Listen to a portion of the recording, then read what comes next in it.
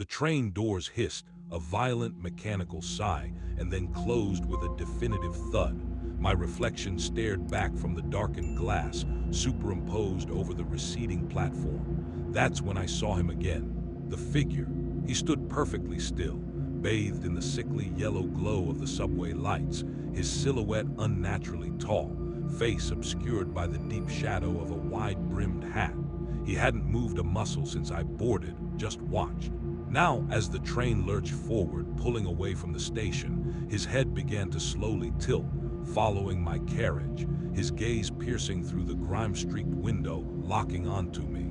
The speed picked up, the platform blurred, but the man, he remained perfectly clear, his stare unwavering, even as the tunnel swallowed the station lights. I swear, for a fraction of a second, I saw his lips move, as if speaking a silent, terrible farewell. It all began innocently enough, just another Monday morning in late spring. I had recently taken on a new project at work, which meant an earlier start and a longer commute into the city's financial district. My usual route involved 2 subway lines, a total of about 50 minutes underground. I didn't mind it. I'd grown used to the rhythmic sway, the screech of metal, the anonymous faces of fellow commuters. It was a time to read, listen to music, or just drift into a semi-conscious state before the workday began. The subway system, like many in old cities, was a living beast, breathing with the rhythm of countless lives, a constant, grumbling presence beneath the streets. My first transfer point, a particularly deep and cavernous station, was notorious for its drafts and the smell of ozone and old dust. It was there, on the southbound platform, that I first noticed him. It was a Tuesday, I think. The platform was less crowded than usual, a typical lull before the main rush. I was leaning against a pillar, scrolling through my phone, when a shadow detached itself from the gloom at the far end of the platform. He was tall, gaunt, dressed in what looked like an old, dark trench coat and a wide-brimmed hat that shadowed his face completely. He carried no bag, no briefcase, no coffee cup, none of the usual accoutrements of a morning commuter. He just stood there, perfectly still, facing the tracks, though his posture suggested less anticipation and more observation. I barely registered him beyond a fleeting thought. Strange guy. People on the subway are often strange, after all. I got on my train when it arrived and forgot about him entirely. The next morning, Wednesday, he was there again. Same pillar, same silent, unmoving stance. This time I paid a little more attention. His clothes seemed timeless, almost out of a different era. The coat was heavy, even for a cool spring morning. And that hat, it really did obscure his face completely. I couldn't make out a single feature, just a dark void where eyes should have been. What struck me most was his stillness. Other people fidgeted, talked, checked their watches, swayed with the breeze. He was a statue. I found myself glancing at him more than once, a flicker of unease stirring. It wasn't a direct stare he was giving, not at me, but at the tracks, or perhaps at the general space where my train would soon arrive. Still, it felt unwelcoming. I still dismissed it though, just a regular, if peculiar, commuter. The city was a melting pot of eccentricities, and I was in no position to judge. But then it happened again on Thursday, and Friday, and the following Monday.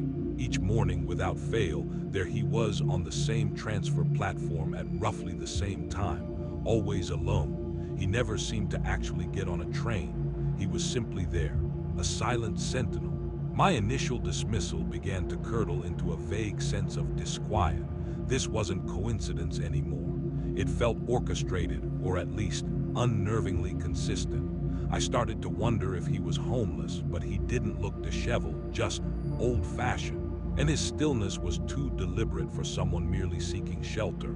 Was he waiting for someone? Every day, for a week, at the precise time I transferred? That seemed unlikely.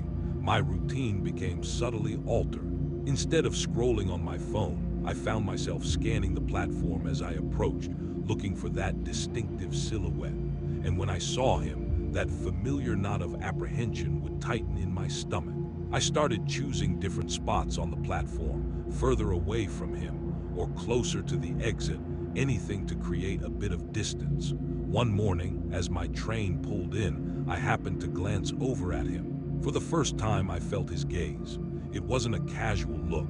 It was a focused, penetrating stare directed right at my carriage. And for a moment, just as the doors opened, I thought I saw a glint, like light reflecting off an eye, deep within the shadows of his hat. It sent a shiver down my spine that had nothing to do with the draft. Over the next few weeks, the sightings continued. Every single workday, the figure on the subway platform became a grim fixture of my morning. I began to actively avoid eye contact, feeling a perverse kind of shame, as if I were the one doing something wrong by simply being there. I even considered changing my commute, taking a different route, but the thought felt absurd. Why should I disrupt my life because of some strange man who just stood on a platform? It was irrational. It had to be. Maybe he worked nearby and just took a break in the station. Maybe he had a mental illness that made him stand there. I tried to rationalize it, to find any plausible explanation, but none of them ever truly fit the absolute, unwavering consistency of his presence. His silent, unchanging vigil. Then came the whispers from the dark. It started subtly, faint and indistinct, like the ghost of a conversation just beyond hearing. At first, I blamed the subway. The echoes in the tunnels, the distant rumble of other trains, the general cacophony of an underground station. It was easy to mistake, but these sounds were different. They were closer. Sometimes, standing on the platform, waiting for my train, with the figure at the far end, I would hear a soft, sibilant murmur, just beneath the threshold of conscious hearing. It wasn't words I could discern, just a hushed, breathy sound, like dry leaves rustling, or someone whispering secrets right behind my ear. I'd spin around, expecting to see someone, but there would be no one there, just the usual scattering of commuters, oblivious. The feeling of being watched intensified. It wasn't just when I saw him anymore. Even on days when I thought I might have missed him, or when I was on a different platform, I would feel an almost physical pressure on the back of my neck. A cold, prickling sensation that told me I was being observed. I found myself checking my reflections in darkened shop windows, scanning crowds, always with a growing sense of unease. My perception began to feel warped. Was it truly happening, or was this just a manifestation of my own anxiety, a byproduct of stress and lack of sleep? I started doubting my own senses, questioning if I was beginning to imagine things. The line between reality and an unsettling, growing paranoia blurred with each passing day.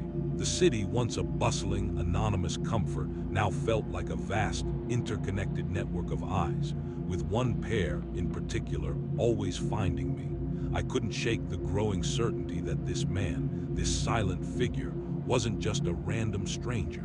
He was waiting for me. The whispers from the dark grew more distinct. No longer just a phantom rustle, but something with a disturbing rhythm, an almost human quality. They would often coincide with the figure's presence, like an unseen accompaniment to his silent vigil. Sometimes, as my train pulled into the station, I could almost make out individual words, though they were always just out of reach, swallowed by the screech of metal on metal or the dull roar of the tunnel. It was maddening, like being privy to a secret conversation you were never meant to understand, yet somehow it felt directed at me. My sleep became fractured. I started having vivid, unsettling dreams featuring the subway platform, illuminated by that sickly yellow light, and always the tall, silent figure standing at the extreme edge of my vision, just beyond reach. One morning, the figure wasn't at his usual pillar. My heart actually skipped a beat, a mix of relief and a strange, unexpected pang of something akin to disappointment. Had he finally gone? Had this bizarre, silent ordeal come to an end? I waited, a lightness in my chest I hadn't realized I was missing for weeks. The train approached, the air stirred, and just as I moved toward the platform edge, a movement caught my eye. He wasn't at his pillar. He was closer, much closer. He stood directly opposite where I usually waited, partially obscured by a support beam, but definitely there. My blood ran cold. He hadn't just moved. It felt like he had anticipated my usual spot, moving to a position where he would be more visible to me, or I to him. This was no longer just a strange man. This was a deliberate act.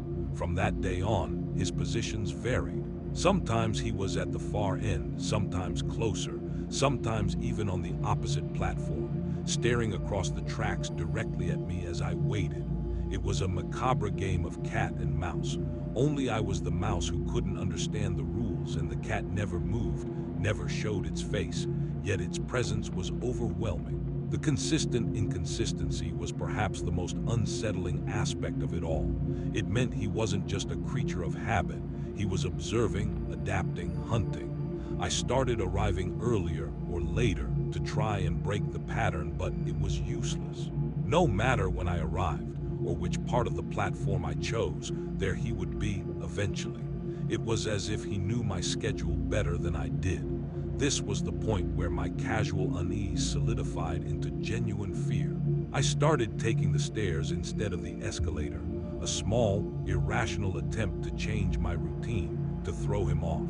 It was a long climb, stretching up 3 stories from the deepest part of the subway system, past closed-off tunnels and maintenance shafts. One evening, after a particularly long day, I was making my way up, the only sound the rhythmic slap of my shoes and my own heavy breathing. The station was almost deserted.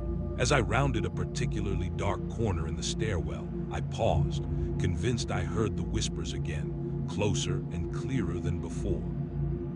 This time they weren't indistinct. They were words, my name, whispered, not shouted, not spoken, but breathed like a secret from just around the bend ahead of me. My heart hammered against my ribs. There was no one there. I was alone. I sprinted the rest of the way up, bursting out into the street, gasping for air that smelled of exhaust fumes and rain, feeling a terror I hadn't experienced since childhood. We're about to go deeper into this, and the story only gets darker from here. If you're enjoying this account and want to support the channel, take a quick moment to like the video and subscribe. It helps more than you know. Now let's get back to it. I stopped using the stairs. From then on, it was elevators only, even if it meant a longer wait. I would often choose the crowded elevators, seeking the anonymous safety of other people, hoping to blend in, to disappear. But even in the midst of a crowd, the feeling of being exposed, of being singled out, persisted. The figure on the subway platform was no longer just a platform anomaly. His influence was spreading, seeping into the rest of my life. I found myself obsessively checking my rearview mirror while driving, convinced I would see a silhouette with a wide-brimmed hat. I installed new locks on my apartment door, even though I knew, deep down, that this wasn't the kind of threat that deadbolts could stop. My friends and colleagues started noticing my frayed nerves. I was jumpy, easily startled, and prone to losing my train of thought. When asked what was wrong, I just shrugged, muttering about stress and long hours. How could I explain? There's a silent man in a hat who stares at me on the subway, and I think he's whispering my name. They'd think I was cracking up. And sometimes, in my darkest moments, I wondered if they'd be right. Was I hallucinating? Was the pressure of work, the lack of sleep, finally getting to me? The fact that no one else seemed to notice him, or at least never reacted to his unnerving presence, fueled my self-doubt. It added another layer of ambiguity to the horror. Maybe he truly was only visible to me, or perhaps only meaningful to me. The whispers began following me home. I'd be in my apartment, watching TV, and a faint murmur would drift from the hallway, or from behind the closed bathroom door. Sometimes it sounded like my name again, elongated, drawn out, devoid of warmth or recognition. Other times it was snippets of speech, too garbled to comprehend, but laced with an undeniable malice. I'd freeze, straining to hear, but the moment I focused, they would vanish, leaving only the mundane sounds of the city outside. I started leaving lights on, even when I went to sleep, desperate for any shred of comfort in the encroaching darkness. My apartment, once a sanctuary, now felt permeable, its walls far too thin. I started wearing headphones on the subway, blasting music, trying to drown out the possibility of hearing those insidious whispers, though I knew it was a futile gesture against something that felt less like sound and more like an intrusion directly into my mind. One evening, I was particularly exhausted. I had worked late, missed dinner, and just wanted to crash. As my train pulled into the familiar transfer station, I braced myself, scanning the platform. He was there, of course, but this time he wasn't standing still. He was moving, slowly, towards the edge of the platform. His back was to me, but I knew it was him. And then he did something utterly terrifying. Just as the train doors opened, he turned his head slowly, deliberately, and for the first time, not shrouded by shadow or hat. I saw his face, or what passed for it. Not flesh, not bone, just a swirling void, darker than any shadow, consuming all light, and two pinpricks of icy blue where eyes should have been, fixed entirely on me. The void where his face should have been was a revelation, a confirmation that this was not merely a strange man, but something profoundly unnatural. Those two icy blue pinpricks of light, piercing through the darkness that was his head, burned an image into my mind that I knew would never fade.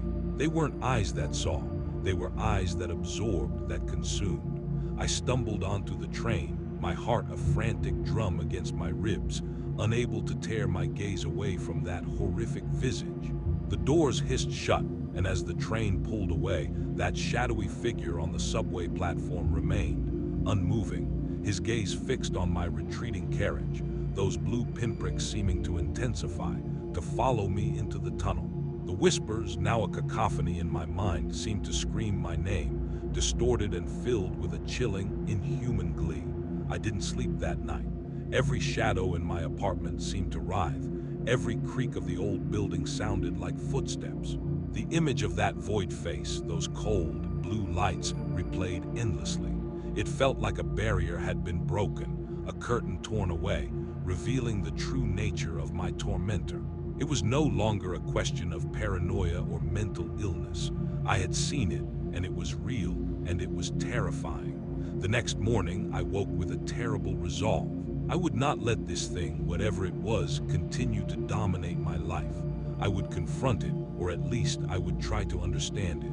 I packed a small bag with a powerful flashlight, my phone, and a portable voice recorder, an irrational but desperate attempt to gather proof.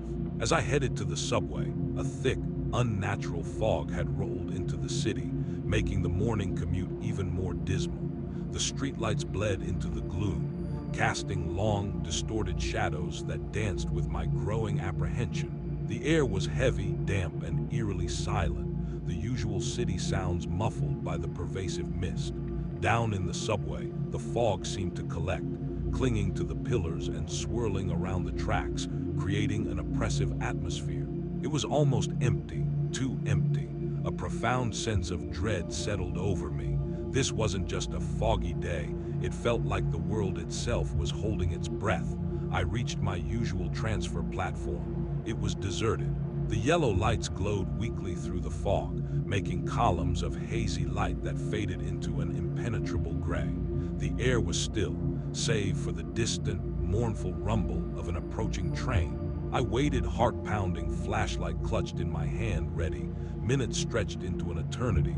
No figure, no whispers, just the oppressive silence and the thick, swirling mist. Had he finally given up? Just as a fragile spark of hope ignited within me, the air grew incredibly cold, instantly chilling me to the bone. The single train on the tracks approached, its headlight a blurry halo in the fog. Suddenly, a sound cut through the silence. Not a whisper this time, but a distinct guttural rasp, like stones grinding together, emanating from the shadowed tunnel ahead. And then he emerged. Not from his usual position, not from behind a pillar, but directly from the dark maw of the tunnel itself, striding onto the platform. He was closer than he had ever been, and terrifyingly, he was walking towards me. My breath hitched. He wore the same dark trench coat, the same wide-brimmed hat, concealing that horrible, swirling void. But this time, I could feel the cold radiating from him, an unnatural chill that made the hairs on my arms stand on end. The whispers started again, not just around me, but from him. a chorus of sibilant voices emanating directly from his form, growing louder, more insistent, though still indistinct, like a swarm of angry insects. I instinctively took a step back, my hand instinctively reaching for the flashlight. The train was now pulling into the station, its brakes squealing, a violent sound that did little to drown out the growing cacophony of the whispers. The doors hissed open, my escape, but he was closer now, closing the distance between us with unnervingly graceful strides. He stopped perhaps 10 feet from me, and then he tilted his head slowly, deliberately, just as he had done on my first terrifying encounter. This time there was no shadow, there was no hat, just that swirling, abyssal void where his face should be, those two pinpricks of icy blue light burning like malevolent stars. The whispers reached a crescendo, 1,000 voices seeming to speak at once, surrounding me, pressing in. They were no longer just sounds, they were thoughts, emotions, a torrent of insidious suggestions cascading into my mind. You can't escape, you belong here, we've been waiting for you. The cold was intense, an almost physical pressure seeping into my very bones. Panic seized me. I raised the flashlight, my hand trembling, and clicked it on. The beam, powerful as it was, seemed to vanish into the void of his face, swallowed whole, leaving no illumination, no detail. It was like shining a light into a black hole. Nothing, just pure, absolute darkness. Then the true horror unfolded. As I stared, paralyzed, the form of the dark figure began to waver, to shimmer at the edges, not dissolving, but expanding. The trench coat, the hat, it all seemed to stretch, to become less corporeal, more like an intricate web of shadows. The whispers became clearer, more defined, coalescing into a single, resonant voice, deep and ancient, that spoke not with sound, but directly into my mind. Welcome home. The train doors began to slide shut, the final warning chime sounding. This was my last chance. With a primal scream that felt ripped from the very depths of my soul, I lunged forward, scrambling onto the train just as the doors clamped shut with a heavy thud. I pressed my face against the glass, eyes wide with terror, looking back. He was still there, somehow larger now, his shadowy form filling the space on the platform, those two pinpricks of blue light like distant, malevolent suns. As the train lurched forward, pulling away, he raised a hand slowly. Not a human hand, but a clawed, elongated shadow limb, reaching out, not in farewell, but in a gesture of ownership. And for a final, unbearable moment, before the station vanished into the fog-shrouded tunnel, I saw something new within the void of his face, a faint, knowing smile, etched in pure shadow. The train rattled on, burying itself deeper into the earth, but I was no longer seeing the familiar tunnel walls. All I saw was that face, that smile, those eyes. To this day, the screech of subway brakes sends shivers down my spine. The smell of ozone in the air still makes my heart race. I avoid the subway entirely now, opting for long, expensive taxi rides or endless walks, anything to avoid those subterranean passages. But the whispers never truly stop. They are fainter now, mere echoes in the periphery of my hearing, but they are always there, a constant hum in the background of my life. Sometimes, late at night, in the deepest silence, I hear them coalesce, indistinct words forming, just at the edge of comprehension. And I know with a chilling certainty that whatever I escaped that day on the platform, it's not truly gone. It's just waiting, waiting for the right moment, waiting for me to forget, waiting to whisper my name again from the dark.